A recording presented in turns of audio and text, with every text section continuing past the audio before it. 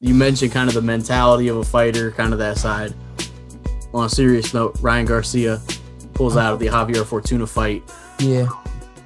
What I would say from the beginning, just to kind of open that conversation, for all the stars in any sport or any occupation that we see pass away because of something like that, depression, suicide, drug overdose, whatever it is, there's always people afterwards that are like, man, I wish we would have known. I wish they would have gotten help. Oh, man, you had to see that.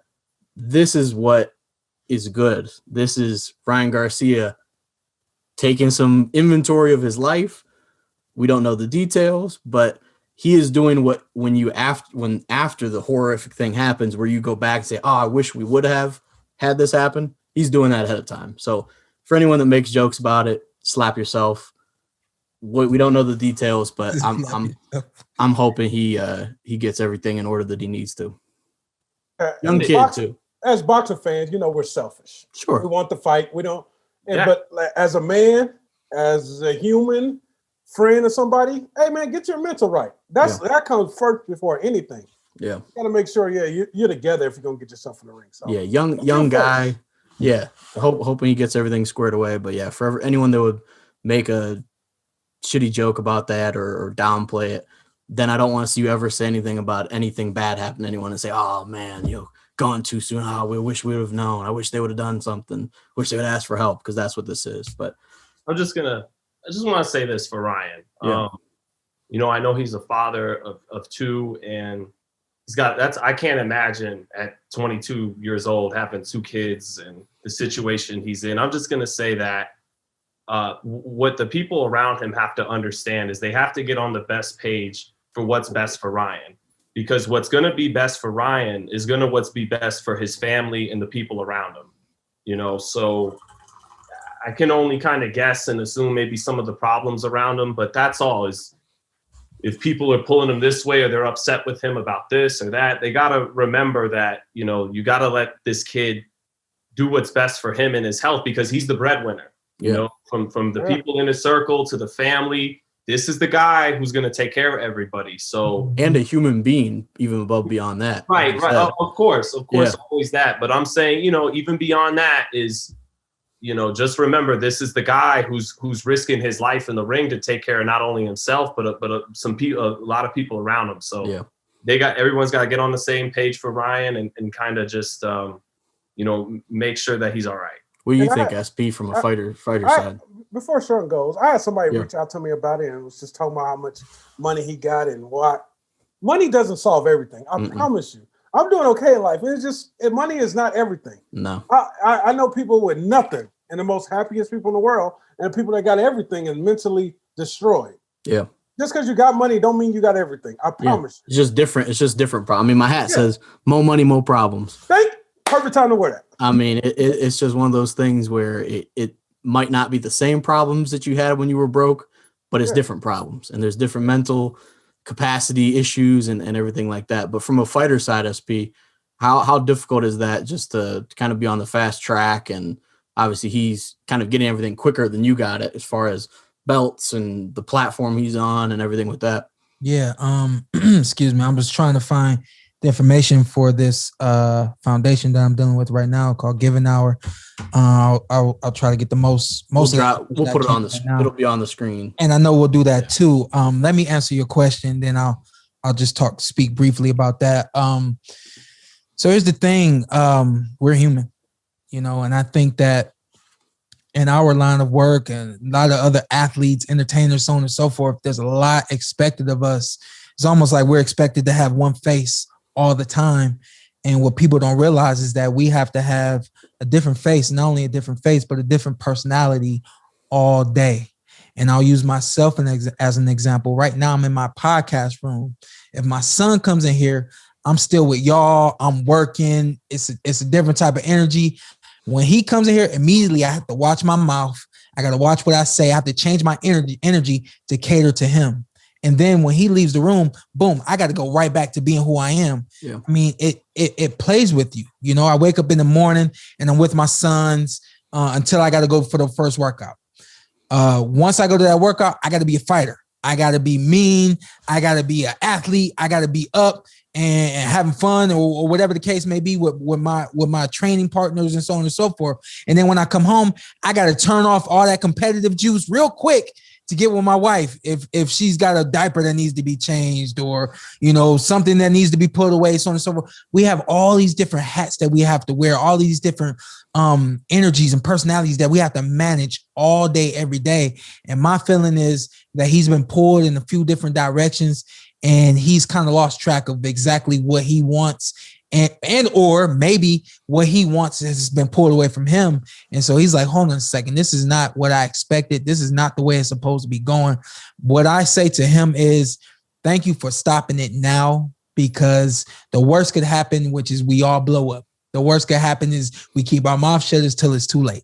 The worst could happen is we never get help. And then everybody's looking at us saying, why, what, when, and we have none of the answers. And so he's starting to get these answers and this help immediately, which is great. I'm not going to speculate. I'm not going to question. I'm not going to ask. I told y'all from the GO when that fight was announced that I thought that might be a hard fight for him. And I'm glad that he understands that, hey, this is going to be a hard fight for me if I don't get things together. People always want to know what the percentage is. Is boxing more mental or is it more physical? I can't really give the percentage to what is physical and what is mental. But what I can tell y'all is that for a majority of fighters, it's mental. We all have the God-given ability. We've all been training for X amount of years to do all that. All this stuff is muscle memory at this point. The only way you get the muscles to work is by getting this in shape. And for him, he's got to get this in shape and get it right. That way he can go back to the ring and be everything we want him to be. And even that itself, when you have such high expectations and you feel it, you're like, oh, wait a minute, this is too much, So everybody's different. And I'm glad that he's seeking this help and getting it now, opposed to when it could be too late after a fight, right before a fight, or further down the line, when he happens to be injured or anything like that. So yeah. I'm happy to hear that about him. And I even saw something where people were like, oh, why don't people feel the same about Adrian Broner? I feel the exact same about Adrian Broner. Yep. If you're dealing with something and your mental is off, take care of it. I have anybody. And the thing is, he attacked the problem. Yeah. As it pertains to AB has never said he has a problem.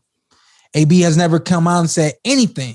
He's had some like aggressive social media posts for sure. Where it's and people are like, kind of seems like a call for help, which anyone around AB, get him help. AB, help your guy. But much different from this situation. Much different from this situation where Ryan Garcia has removed himself from the situation where AB is kind of dealing with that as it comes. But the only thing we can do is say, hey man, I support you. Hey man, I'm glad that you're getting help. Hey man, let me know if you need anything. If someone doesn't pursue it first, and then after the fight, they're saying, well, this was going on in camp. Everybody's going to say that was an excuse. They say, oh, well, I had to do this and I wasn't able to prepare the way I wanted to. Everybody's going to look at it as an excuse. Yeah. So anybody who's speculating anything like that, be grateful that you don't have a man who's willing to give you an excuse after a fight. Yeah. And so, if anything, we have to acknowledge him for that. For sure. Yeah. Everyone should be sending him love, sending AB love, sending anybody love that's dealing with anything physically or mentally. And be on the lookout real quick, and be on the lookout for this webinar that I got going on. I'm involved with the foundation called Give an Hour. They deal with mental health issues, specifically towards Army veterans. That's what their focal point is, but they do offer assistance to practically anyone out there. Everything is free for the veterans, and they help, I think, somewhere upwards to 300,000 veterans free every year. So we are going to do a webinar. They're going to bring on myself and another WNBA Coleslaw, I believe, professional athlete, and we're just going to talk about mental health. I think it's more relevant now than ever, but I think that now we are starting to understand that there's more there's more that goes into our daily lives than just the physical things we do, or, the emotional aspect of a family, things like that. Athletes are starting to realize we got to look out for ourselves too, opposed to just feeding money to handle situations and so on and so forth. So you guys be looking out for that. I think it's the second week of May. It'll be a webinar and it'll be a Friday. We'll get the information put up and we'll start promoting it more on my social media as well. And to any man that's still in the I'm too macho to have feelings, go back to what I said about slapping yourself. Because feel free to slap yourself at that point too. But and man, look out for your friends, man. Like, absolutely. Control your mental. Put that first. Yeah. Shawn knows. You guys know me. I'm probably I pull off. I'm tough, happiest guys ever. And then Shawn reach out to me and be like, "Hey, come on, man." I went to Ant's house crying one time. You know, I don't know how long I was at Ant's house, like 2 or 3 hours. And then I swear to God, I got in the car. I was like, why you do that? Like, because, it's hard to be vulnerable. But once you are vulnerable, you'll understand and know this from experience. Once you are vulnerable, you'll realize that it was the best thing you could have ever done in that moment. Yeah. Sometimes, you just need that, man, from your friends. 100%. Have somebody you can go to, man. Let's let them know. You can come talk to me. That's not a problem. I ain't going to Carson because he's gonna tell me to slap myself. So. Yeah, I'm not saying slap yourself if you're dealing with anything emotionally. I'm saying for a macho guy that questions people that are dealing with something emotionally, at that point, slap yourself. But no, people deal with stuff all the time. So make sure to take care of yourself and get everything squared away. Don't tell me you didn't enjoy what you saw, because I know you did. What you need to do now, hit that subscribe button, hit the like, hit that notification button. Check us out every week, every Tuesday, something new for you right here on the Porter Way Podcast.